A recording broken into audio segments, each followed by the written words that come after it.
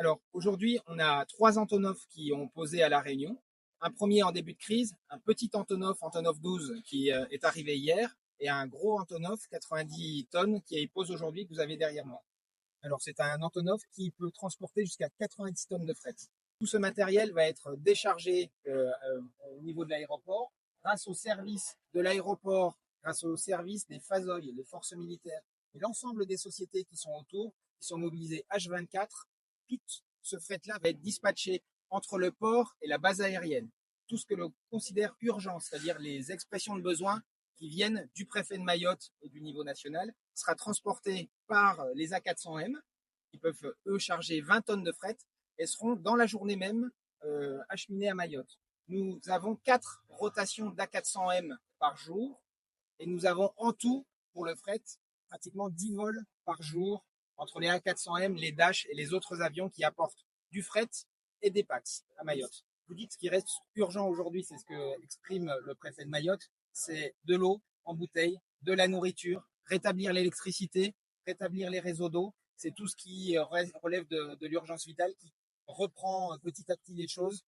Et aujourd'hui, nous acheminons par exemple du matériel EDF, du matériel Enedis, pour pouvoir faire en sorte que l'électricité revienne partout sur l'île. Nous acheminons de l'eau, de la nourriture en volume important chaque jour. Tous les jours, nous avons des vols qui viennent de Paris et que nous gérons chaque jour.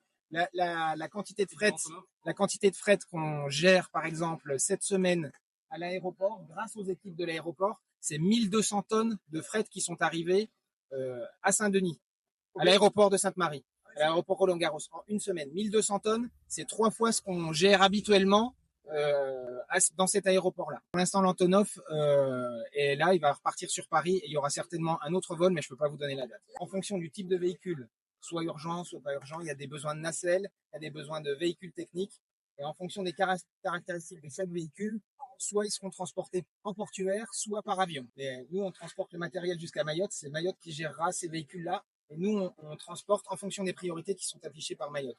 Aujourd'hui, on a besoin de nacelles, de véhicules techniques, de porte-conteneurs, de poids lourds porte-conteneurs à Mayotte pour pouvoir transporter tout ce matériel sur l'ensemble du territoire. Et pour l'instant, c'est notre priorité. Donc, quand on peut faire rentrer ce matériel dans les A400M, on le fait chaque jour. Et quand c'est trop lourd, quand c'est moins urgent, on prend le bateau. Et le bateau met 4 jours pour atteindre Mayotte. On félicite les équipes du fret et les équipes en général de l'aéroport, puisque on est surchargé aujourd'hui, puisque vous le savez, on est en pleine saison fruitière.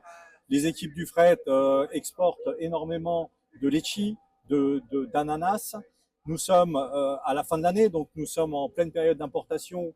C'était pour Noël la semaine dernière, c'est pour le jour de l'an cette semaine. Donc les équipes font un travail remarquable, les équipes du fret, les équipes de l'exploitation. Comme vous pouvez le voir, il y a un nombre d'avions relativement important qui se posent à l'aéroport en ce moment. Les compagnies aériennes ont augmenté le nombre de rotations du fait des congés.